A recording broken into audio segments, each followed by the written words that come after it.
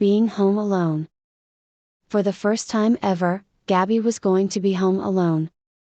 Her parents and little brother were going on a one-week trip to Hawaii. Gabby didn't want to miss out on school, so she said she would stay at home. It was going to be great. She could stay up late as she wanted to, invite people over, and sing as loud as she wanted to. She invited her friends, William and Agatha, to her house after school. "Wow, it is so cool to have the whole house to yourself. Your parents must really trust you," Angela said.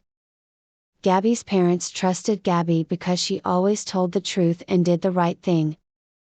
"You should throw a party," William suggested.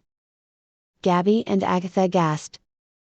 "Didn't you hear what I just said?" Agatha said. "I heard you. I just think Gabby should do the wrong thing for once and not be boring," William said. Gabby did think about it. People at school did think she was a goody two-shoes, and her parents probably wouldn't find out. "Okay. I'll do it!" Gabby exclaimed. Gabby invited the whole 11th grade class to her house on Friday. A lot of people came and the house was packed. It seemed like everyone was having a good time. People really liked the food and the music at the party. Eventually, however, the party got too crazy. People started yelling at each other, things broke, and neighbors complained. All of a sudden, the door opened. It was Gabby's parents. "Mom, Dad, aren't you supposed to be here tomorrow?" Gabby asked. "We were, but we came here to surprise you with a gift," her dad said. Gabby felt guilty. Taking revenge. Hannah was a good girl. She went to school on time, she did well in class, she was nice to everyone, she played soccer, she volunteered at the homeless shelter once a week. Hannah was about to go bad though. Yesterday, someone robbed her house. She felt sad that bad things could happen to her even though she never did anything wrong. Hannah decided to take revenge. Through her neighbor, she found out who robbed her. It was someone who lived just 3 streets down. At night, Hannah dressed in black and wore a mask. She was going to take back what the robber took and more.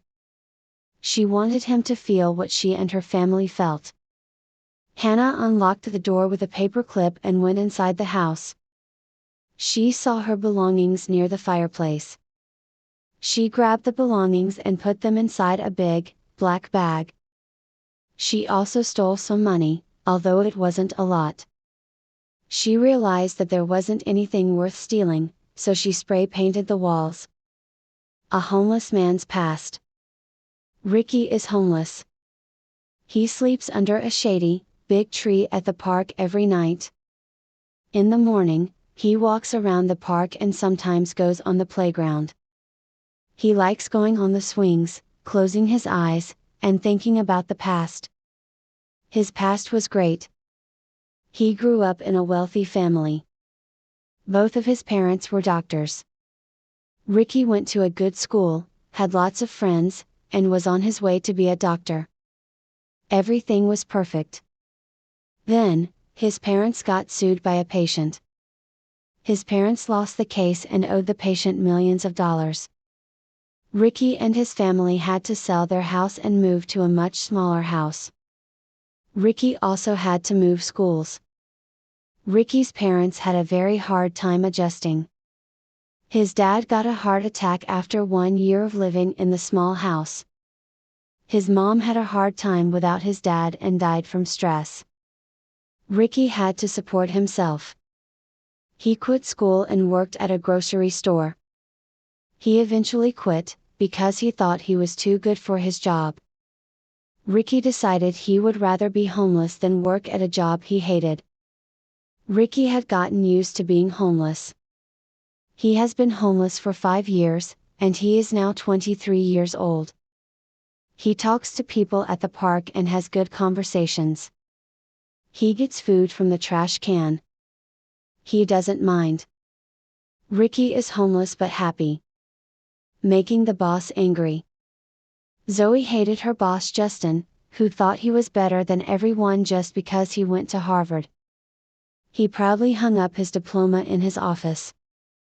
Zoe knew that she was smart and capable, but she could never rise up with Justin as her boss. She knew she had to work somewhere else. Zoe submitted her letter of resignation. She went into Justin's office to talk. There were pictures of himself all over the walls. There was a picture of him modeling a suit, a picture of him meeting the mayor, and more. Zoe laughed. "Something funny?" Justin asked. Zoe shook her head. "Anyways, I was wondering why you decided to quit." "You have worked here for 6 years and have been doing well," Justin said. "I just feel that it's time to move on to bigger things," Zoe said. "Oh, so this company is not good enough for you?" Justin asked. "To be honest, I just don't like the way you run this company," Zoe said. Justin turned red with anger.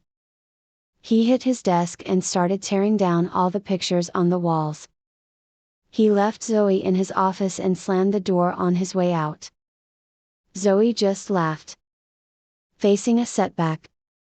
Carter was known among his friend group to be the competitive one. He saw everything as a competition, from having the nicest car to finishing math homework the fastest. It was a good thing and a bad thing. It was good because he accomplished a lot. He always tried his hardest and aimed to be the best. It was bad because it made him stressed. Carter had just taken a difficult English test. A few days later, he got his grade back. He received a C. He was in shock. He had never gotten less than A before. He asked his friends what they got on their tests. They didn't want to show him because they thought he wanted to show off. "Carter, you make us feel bad when you ask us what we got," said one of his friends. Carter did not want to admit that he got a low grade. After class ended, Carter went up to the teacher.